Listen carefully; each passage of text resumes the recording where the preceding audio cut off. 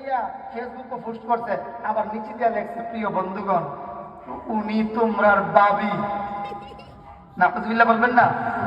মাইনা নিলাম এর বউ, এর মা, এর বোন, এর চাচি, আপন কেউ, ঠিক আছে মাইনা নিলাম। তাফসীরে কিতাবে লেখা হয়, তুমি যে তোমার বউয়ের ছবি ফেসবুকে পোস্ট করছো, এই তোমার বউয়ের ছবিটা সবাই দেখুন জায়েজ আছে? কথা তো বললেন না, আবার বলেন জায়েজ আছে? এই জন্য লেখা হয় তাফসীরের কিতাবে, আল্ট্রাসাউন্ড করলে অথবা ইসিজি করলে একটা রিপোর্ট বাইরে, রিপোর্ট, আমার কথা মনে বুঝাইতে পারছি বাইরে হয়। ওই যদি তুই যে ফেসবুকে পোস্ট করলে রে বলো, কত বড় বলো পৃথিবীতে আছে যে নিজের ক্ষেত আরেক বেটার গরু দিয়া কেউ খাওয়াইব? সবাই বলেন না, নিজের ক্ষেত আরেক বেটার গরু দিয়া কেউ খাওয়াইব? তুই তো নিজের ক্ষেত খাওয়াইছ আরেক বেটার গরু দিয়া।